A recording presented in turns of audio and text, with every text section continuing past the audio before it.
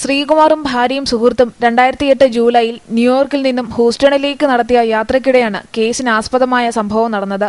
നികുതി നൽകാതെ അധികമായി ബാഗ് ലഗേജായി കൊണ്ടുപോകാനാകില്ല എന്ന് പറഞ്ഞ് ഡെൽറ്റ എയർലൈൻസ് അധികൃതർ ഇവരെ വിമാനത്താവളത്തിൽ തടയുകയായിരുന്നു.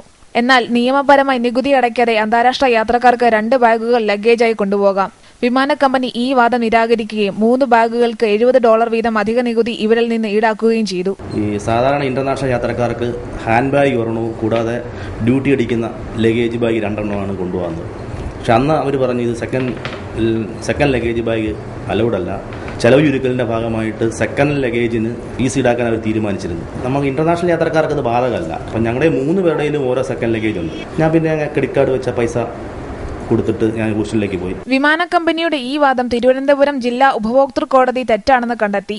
പരാതിക്കാർക്ക് 10,000 രൂപ വീതം നഷ്ടപരിഹാരം നൽകാൻ കോടതി വിധിയായി. ഇതിനു പുറമെ വിധി വന്ന ദിവസത്തെ ഡോളറിന്റെ മൂല്യം കണക്കാക്കി യാത്രക്കാരിൽ നിന്ന് അധികമായി ഈടാക്കിയ $210 തുല്യമായ ഇന്ത്യൻ രൂപ തിരികെ നൽകാനും കോടതി ഉത്തരവായി. അമൃത ന്യൂസ്, തിരുവനന്തപുരം.